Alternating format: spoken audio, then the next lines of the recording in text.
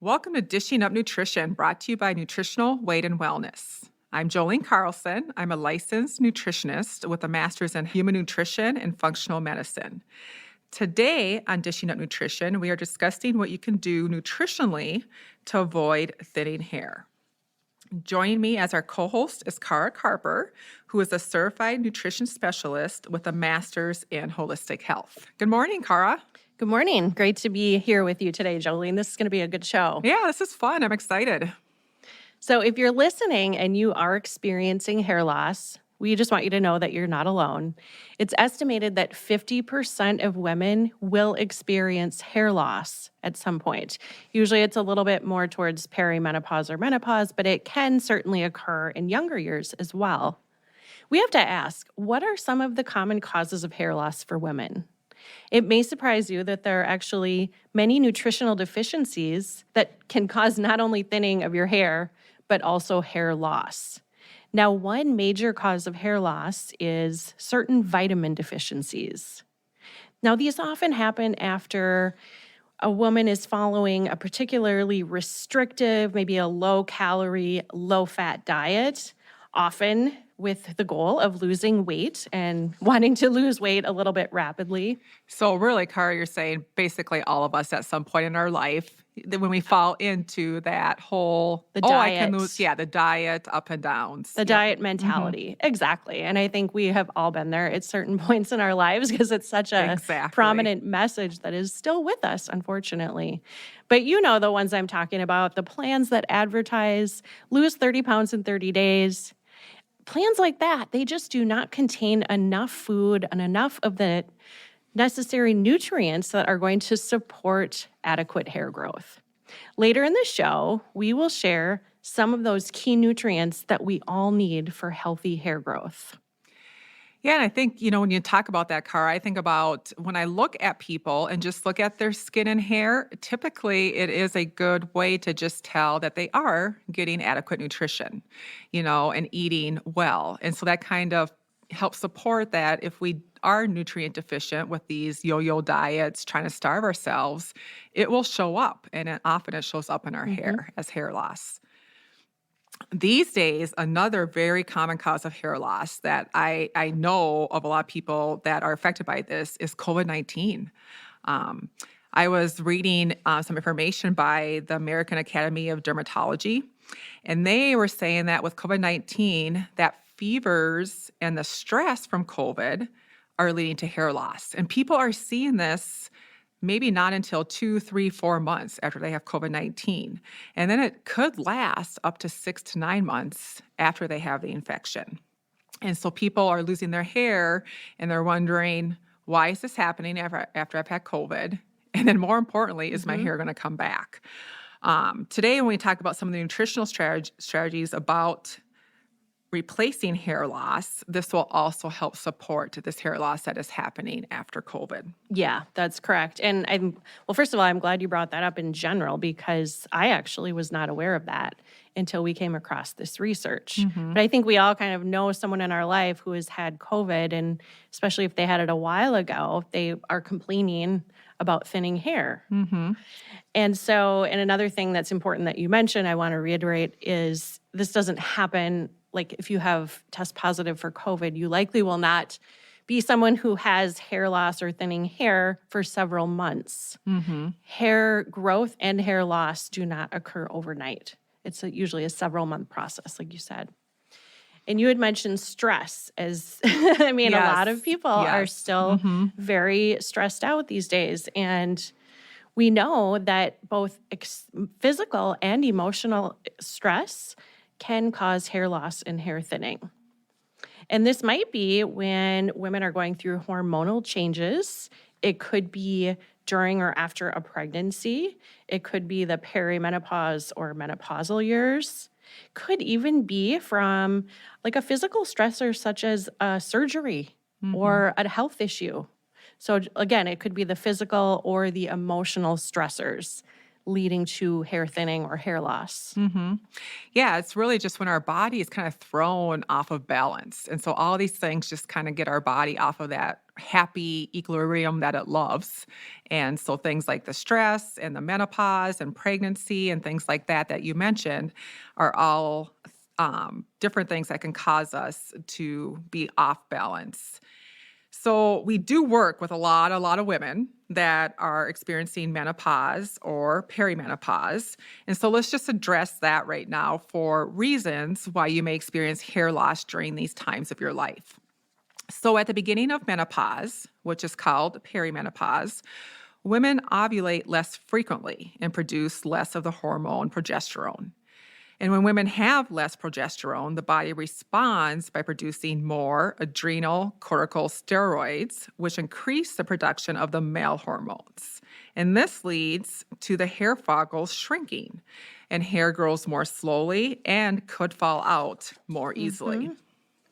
And we all have a certain amount of hair loss every day. So we don't want you to think that if you're just losing a little bit of hair in your hairbrush, or if you take a shower, put conditioner in, and a little bit of hair comes out, that actually is normal. But it's when we start seeing the big clumps in the brush or big piles in the shower drain.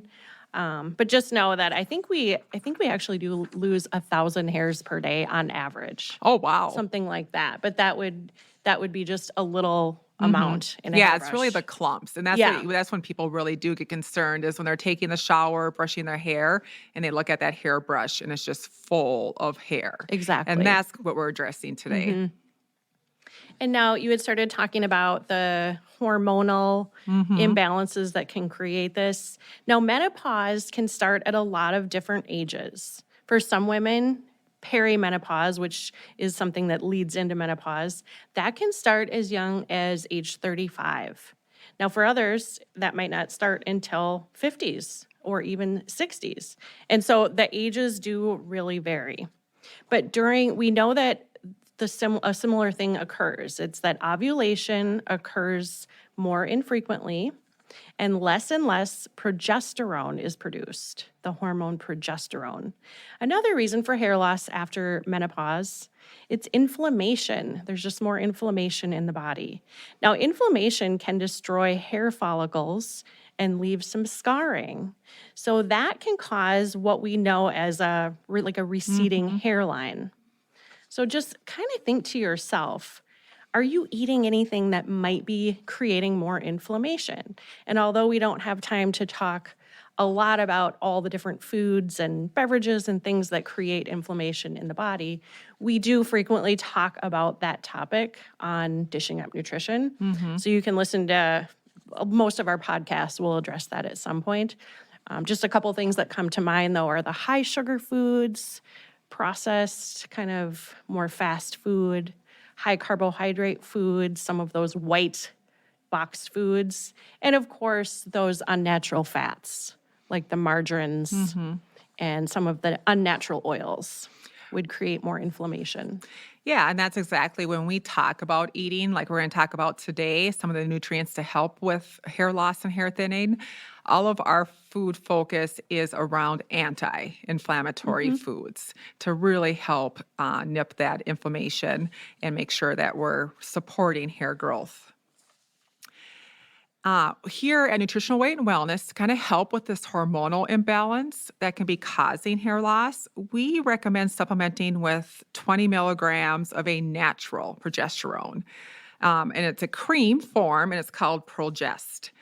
This is a natural cream, and it's been available to our clients, I think, for over 60 years. And really, we have no concerns or issues with people using this. I know a lot of times there's a fear with people using hormones, but we have found with Progest being such a bioidentical hormone to progesterone that this one is really safe for women.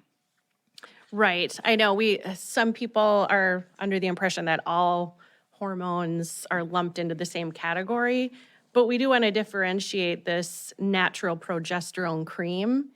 One dosing is approximately 20 milligrams. And so just to kind of give you a heads up of what that means, how that's relevant, that's about the amount our bodies would produce if and when we were ovulating. So that's why we know it's just a nice, safe, kind of a low level. Yeah, that's a great way of putting it, and having people realize that that's what our body needs, and all we're doing is just giving our body what it needs in a time when it might not be making as much progesterone as it should be. Correct, like in those perimenopausal and certainly menopausal years. So we're going to take a quick break here. You're listening to Dishing Up Nutrition, brought to you by Nutritional Weight and Wellness. Today, in addition to eating real food and avoiding processed food, we would like to also share some ideas of key supplements that support hair growth. The first supplement that we would recommend is adding in a scoop of protein powder. Personally, I like the Wellness Whey, if you can tolerate whey. There are other types of wonderful protein powders as well, but I just put that in my smoothie every day. And that's just one way to increase protein in the diet without necessarily eating chicken, eggs, fish, meat, things like that. We need adequate protein throughout the day to maintain strong and sturdy hair strands. And we'll be right back. Welcome back to Dishing Up Nutrition. Cara just mentioned adding wellness whey protein to your morning smoothie. Personally, I don't do a morning smoothie. I do a morning coffee with some protein, and I really enjoy the paleo protein.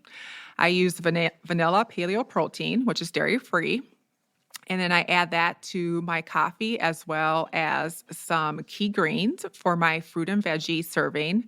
And then I also add some heavy whipping cream as my fat and blend that together for a nice balanced morning. You can order your protein powder online at weightandwellness.com or call 651-699-3438 and pick it up at one of our offices.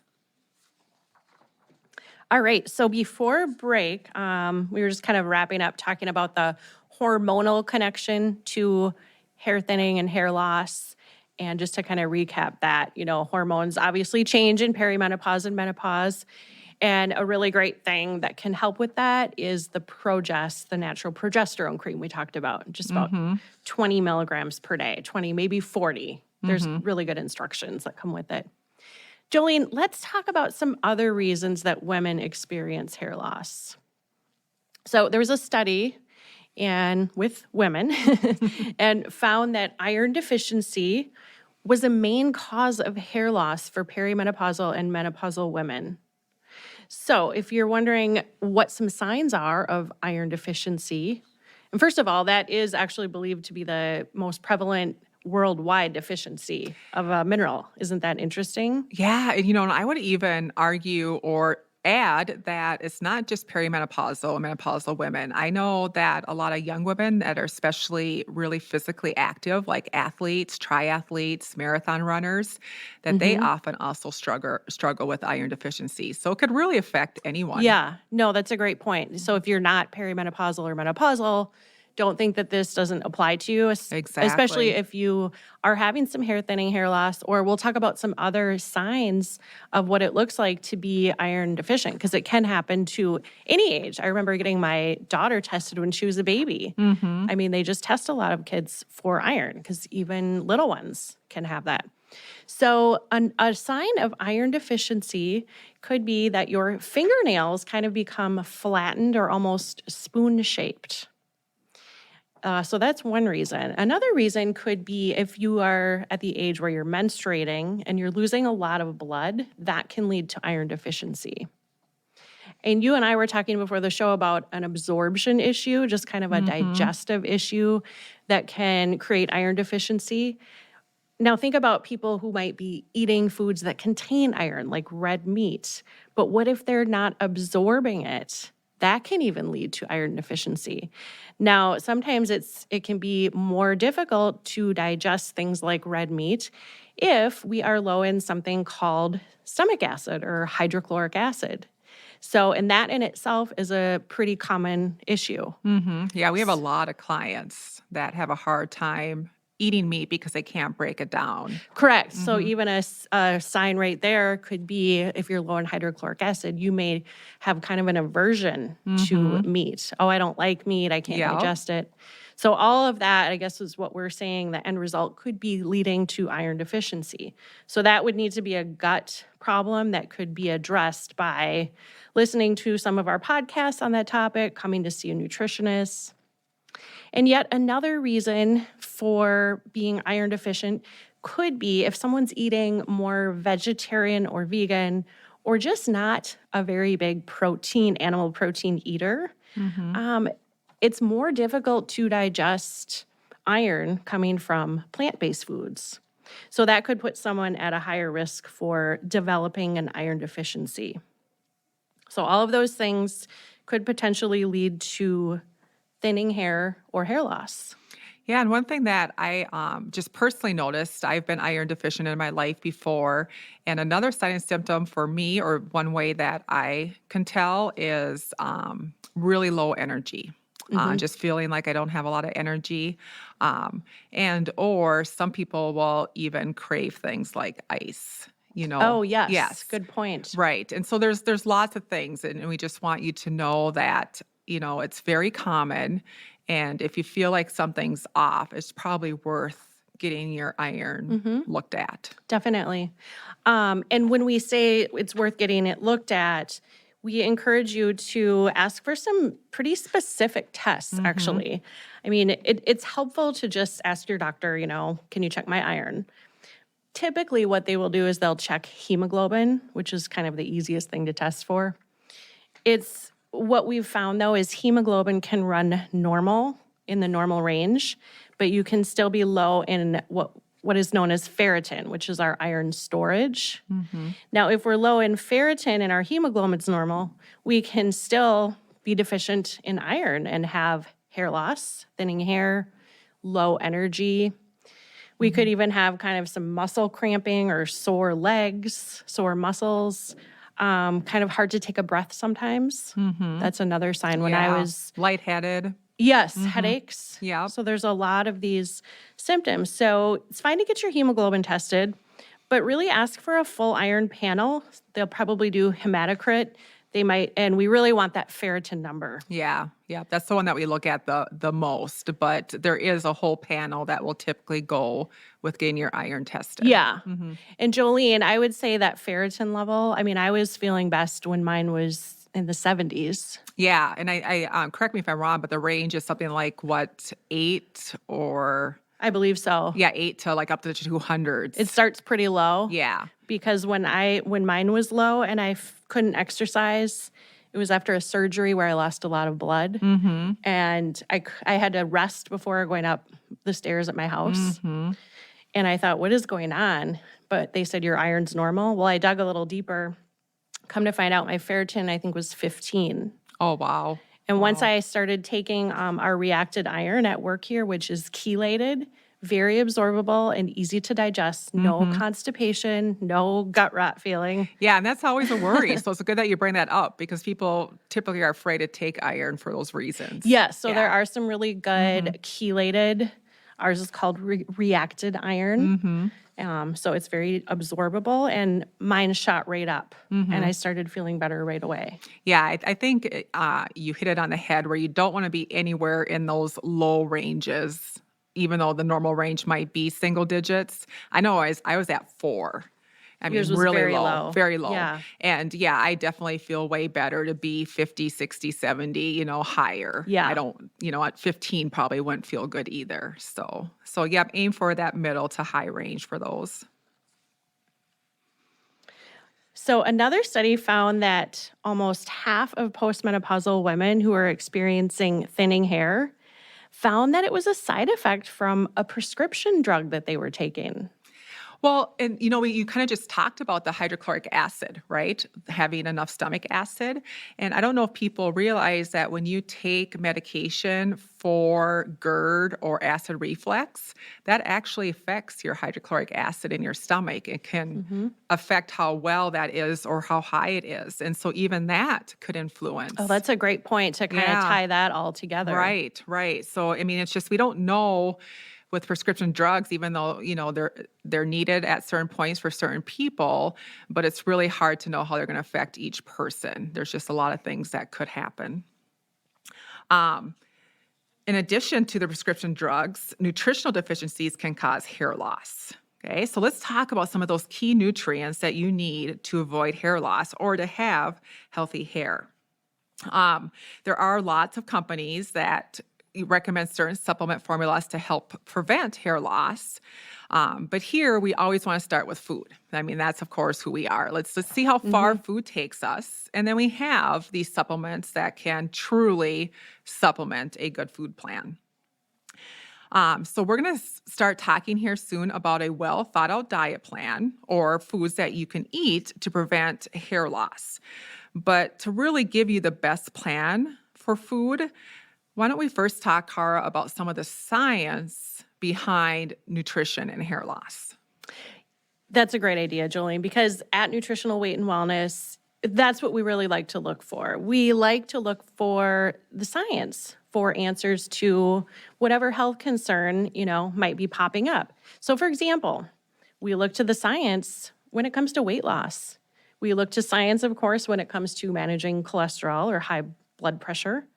We also look to science when we are dealing with a client that has blood sugar imbalances, prediabetes or diabetes. We even look to the science with Alzheimer's prevention, intestinal healing. So really what I'm saying is all aspects of health, we're going to do a deep dive. And we're also going to do that when it comes to hair thinning and hair loss. So when we come back from break, we will let you know what some of those important nutrients are for hair growth. You're listening to Dishing Up Nutrition. Now, we've talked about a couple supplements so far. Another important supplement for hair growth is adding in a scoop of key collagen powder. You can actually add it to coffee. You can add it to water. A lot of people add it to their morning smoothie. Key collagen contains a specific peptide that supports hair and nail growth. It's also very beneficial for bones. So key collagen overall is going to support hair, nails, bones, and skin. There's a lot of research on how it supports skin and even can reduce wrinkles. You can order key collagen on our website, weightandwellness.com. And another just bonus, which this goes for, I would say all of our supplements are very high quality. It's pure and it's free of contaminants. Welcome back to Dishing Up Nutrition. For good hair growth, we suggest avoiding refined, damaged fats such as soybean oil, corn oil, cottonseed oil, canola oil, and most vegetable oils. Use only natural fats like butter, coconut oil, olive oil, avocado oil, and bacon grease. We also suggest adding the essential fatty acid GLA 160. Most people find their hair has more shine when they add 3 GLA 160 capsules daily. One with each meal supports hair growth. Jolene, I might be a little biased towards GLA and omega-3 because I will say whenever I run out of either one of those, I notice that my skin starts kind of getting cracked and more dry. My hair gets more brittle. My nails are breaking more. It is kind of easy to become deficient in both of those essential fatty acids. I agree. And I just noticed that even with my diet, if I'm not eating enough fats, I can really tell by how dry my skin is, especially this time of the year. Yes, more this time of year. And like you had said, we always start with food first. Mm-hmm. So I would never just take those supplements without making sure that I was first incorporating healthy fats several times per day, which is kind of our baseline. So in regards to circling back to the science behind things, we thought the best place to get answers would be from the NIH, the National Institutes of Health. So they published a research article January of 2017. It was called Diet and Hair Loss, Effects of Nutrient Deficiency and Supplement Use. So Jolene, you're going to kind of tie this together, information from this research article on how nutritional weight and wellness, we like to look at the science behind hair loss. Yeah, and luckily the science supports our message, which is nutrition. So we can finally start to get into the foods that we can eat to address some of these nutritional deficiencies that lead to hair loss. In the NIH study, the first sentence said, nutritional deficiency may impact both hair structure and hair growth.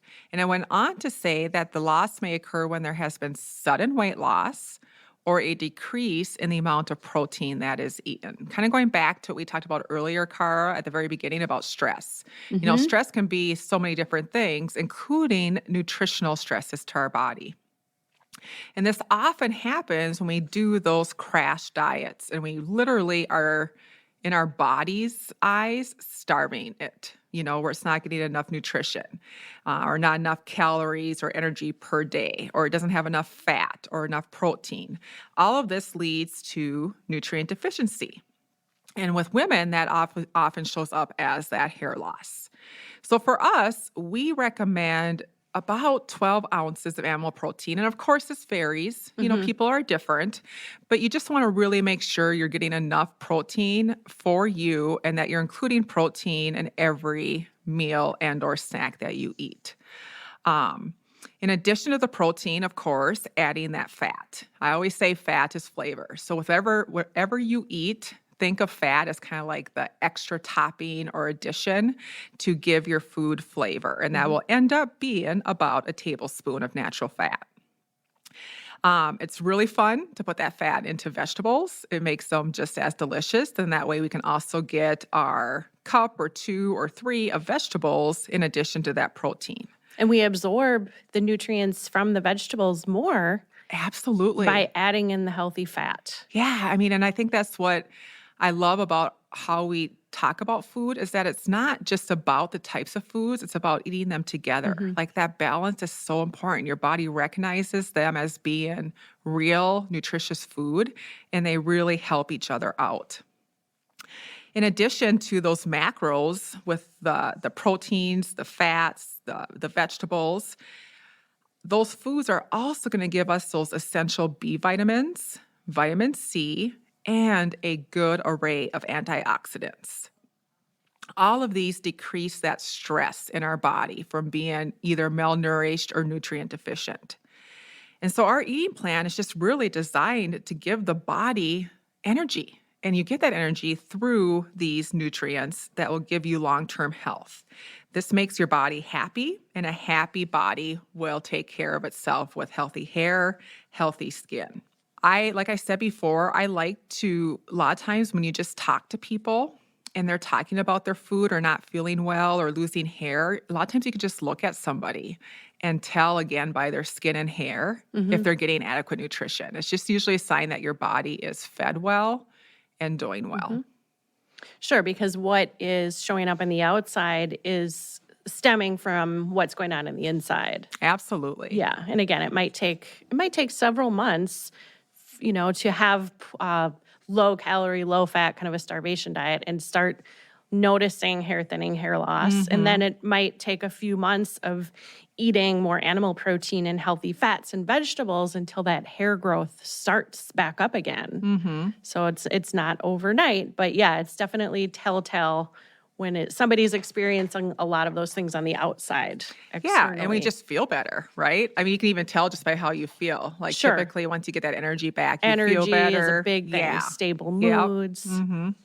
So we've mentioned protein quite a few times, and that's because it is really the staple when we're talking about what we need, the building blocks for hair growth. We really need what we're getting from animal protein.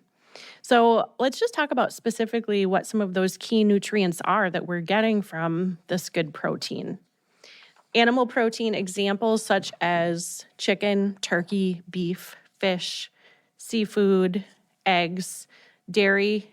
A lot of people do fine with dairy. If you don't, you likely have some clues about that, whether it's intestinal issues or acne or allergies or things like that. But if you can tolerate dairy, there's a lot of great dairy choices as well that are proteins.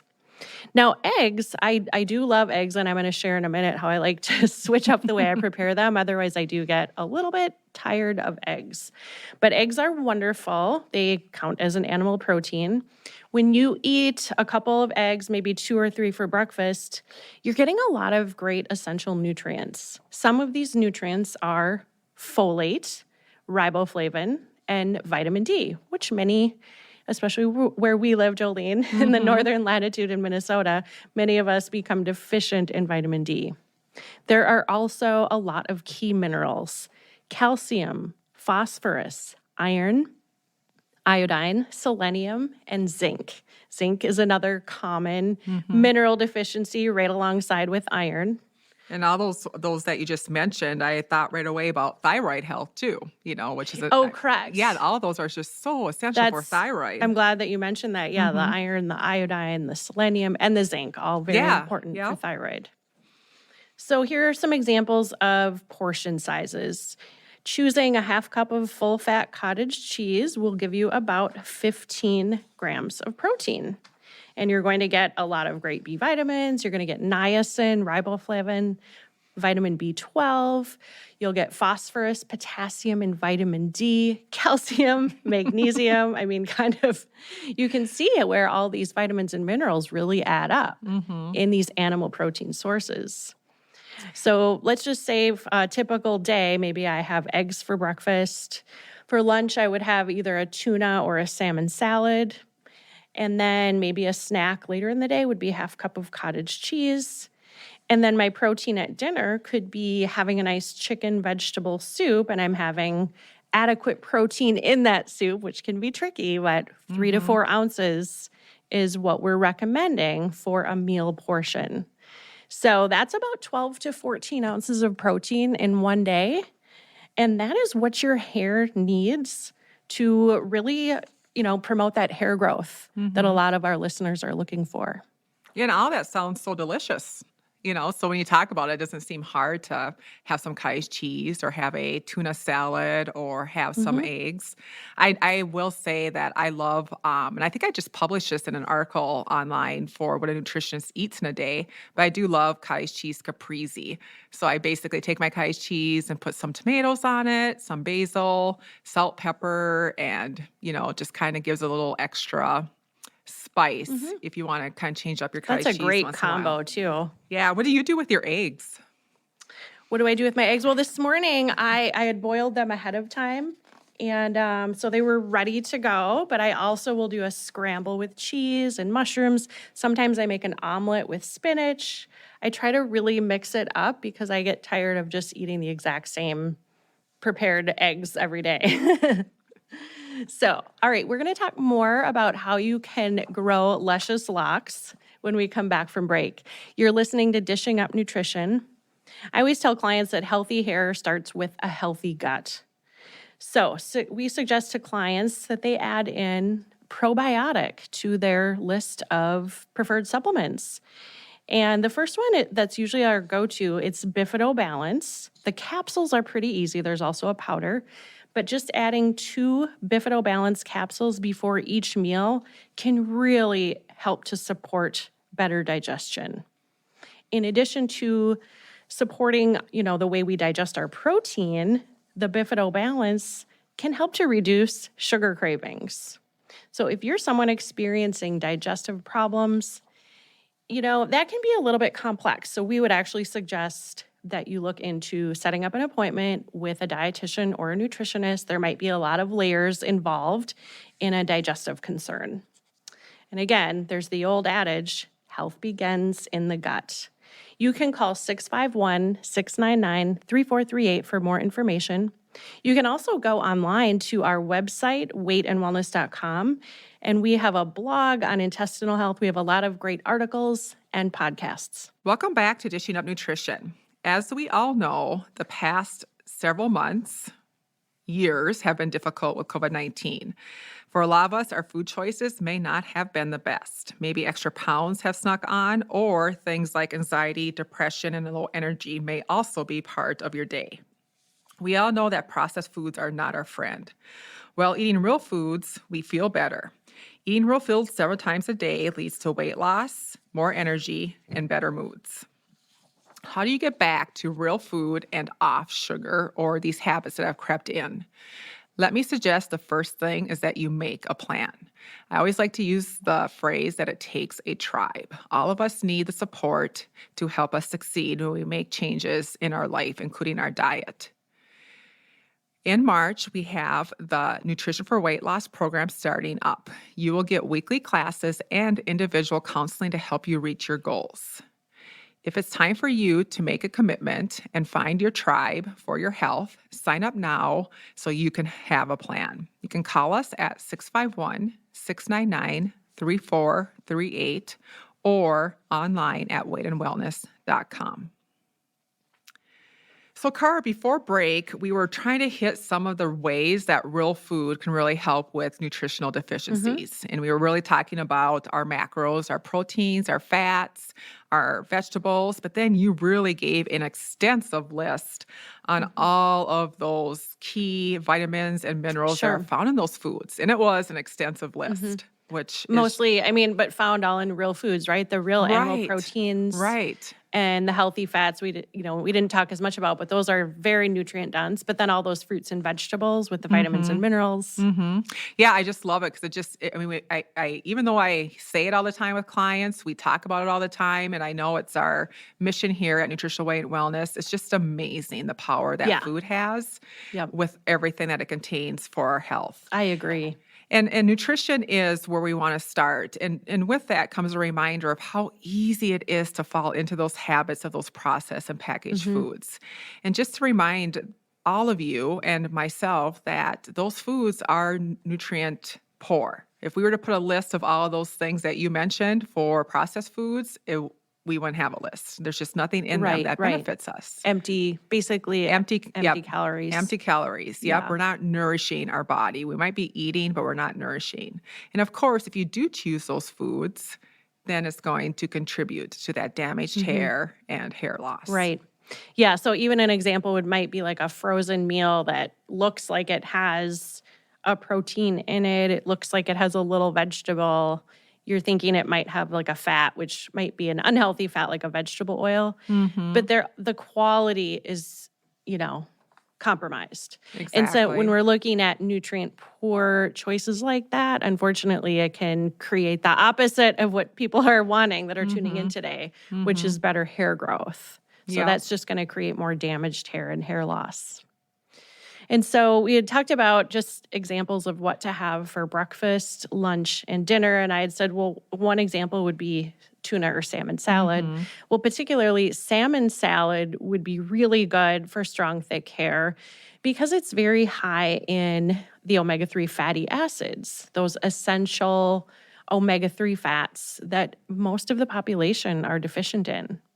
And so think about the omega-3s as helping to keep the strands of hair very strong. Yeah, those omega-3s are just amazing what they can do for your Mm-hmm. hair, your skin, your energy, your brain. They really are power foods. I like that you talked about eggs and you talked about eggs for breakfast. And I also appreciate you sharing how that can get old pretty quickly. So thanks for sharing that. You can make lots of different egg dishes. Um, so you talked about some of the great things about eggs. So I just want to mention some of the other nutrients. They're just, again, such a power food. One of those nutrients is choline. So choline helps not only to maintain healthy hair, but it also helps with your memory. So again, that brain food. Um, Other nutrients in eggs that I don't think you mentioned, there was a lot, but there's Mm-hmm. also vitamin A and vitamin B12, in addition to all Yeah. the other ones that you talked about. And all those vitamins and minerals are going to allow for that strong, healthy hair and just support your overall health. Mm-hmm. And just kind of very briefly, back to omega-3s, but I have to put in a plug for the yolks of eggs Yes, the because bright orange yolks. that is where we're getting the majority of all the nutrients that we listed. But the yolks also contain, I've heard someone refer to it as liquid gold. It could have Mhm, been Darlene mhm. Kvist, the owner of Nutritional Weight and Wellness, but somebody referred to that as liquid gold. It's like the perfect nutrient in the Mhm. yolk. Absolutely, and you do wanna go for that gold color. Yeah, we don't want to Mhm, get rid of the mhm. yolk. And so, what other nutrients do we get from animal protein that our hair needs? I had kind of listed off zinc as one of them, but meat is very high in zinc. And I think about 75% of the population is Mhm. deficient in zinc, not Wow. getting enough zinc from food. So that's 3 out Mhm. of 4 people. So just keep in mind that meat is going to be very high in that important mineral. And there's a lot of benefits to eating foods that contain zinc as well as the idea of supplementing with zinc if you suspect that you're low or you're just looking to boost your immune system, especially during the COVID pandemic. Of course, everybody wants their immune system working as well as possible. So another great reason to get adequate zinc. Yeah, yeah. And it's easy to get zinc if you know where to look for it, both from food and supplements if needed. And we of course need to talk about, because it's super important, is hydration, to make sure that we're fully hydrated. So I just want to make sure when we're talking about, being nutrient rich and having healthy hair, healthy skin, being able to recover from an illness, make sure that we are drinking enough filtered water each day. Our typical recommendation is half your body weight in ounces. And to really make sure that you're getting water as often as possible. This hydrates your body and your metabolism, and it also is going to hydrate your skin, your scalp, to make sure that our hair is growing as well as it can. And of course, on the opposite side of that, if you're drinking the beverages that dehydrate, like soda, alcohol, too much coffee, that's going to have the opposite effect. So, especially if you are drinking any of those things, which, we want to stay away from most of those on a regular basis, make sure you're drinking extra water. So water helps your hair grow. Drink enough water. Now, another tip that we have is to eat frequently enough to keep your blood sugar stable throughout the day, keep your energy levels up, and also just keep a steady stream of highly dense nutrient rich foods. And so we had talked about the opposite of that is the low calorie, low fat, kind of 500, I would even say 1200 would be too low in calories. Not that we look at calories, but that is low. But we want to have adequate nutrients coming in. So oftentimes that means having 3 meals and anywhere from 1 to 3 snacks. It's going to vary from person to person, and you can work with your dietitian if you're seeing one on how frequent you need to eat for your body. But we would say every few hours eating a balanced meal or a balanced snack is going to give you the nutrients that you need to support the cells that are going to create hair growth. And of course, nutrient-rich foods are going to be the animal proteins, the healthy fats, butter, coconut oil, avocado, and as many vegetables as possible with more limited fruits. Yeah, and I mean, I just want to circle back. I know we talked about a lot today, but you mentioned it again, that protein. And I'm not saying just eat protein. The balance, of course, matters with the fats, vegetables, all the other essential nutrients. But just realizing that if we're not including protein with each meal or snack, we're really compromising our body's ability to repair and to get that hair to grow back. So make sure you eat protein, enjoy your proteins, and have it with all your meals and snacks. That's right. And that's just because that really is the main building block that our body needs for hair regeneration, for good hair growth. And so another thing that you're going to be getting from protein, especially if it's red meat, is that iron. Yeah. That, a lot of people that are dealing with hair loss or hair thinning are low in iron, as we mentioned earlier. So having red meat even a couple times per week, pairing that with some foods that are higher in vitamin C. I always think about like strawberries, red peppers, oranges, that's going to help the iron to be absorbed more efficiently. So today we've talked about some of the causes of hair loss. There are many. We talked about COVID-19, stress, nutritional deficiencies, iron deficiency, medications, perimenopause, as well as menopause, and overall gut health. But here at Nutritional Weight Wellness, we want to focus on food first. So, Cara, what were some of the key food ideas we had? Sure. So just to sum up, 12 to 14 ounces of animal protein every day, really incorporating those healthy fats that are good for skin, hair, and nails, and just good quality vegetables and fruits that are going to give us the vitamins and minerals that we need for hair growth. Yeah, that's perfect. And real food is always where we want to be and start. But if you do need additional support, we did mention supplements like Progest, protein powder, collagen, and GLA 160, which can help your hair grow back and repair in a quicker fashion. Or you can just reach out to us too if you do need additional support or individualized counseling or classes for your plan. Our goal at Nutritional Weight and Wellness, it's to help each and every person experience better health through eating real food. It's a simple but a very powerful message. Eating real food is life-changing. Thank you so much for joining us today. Have a wonderful rest of your day.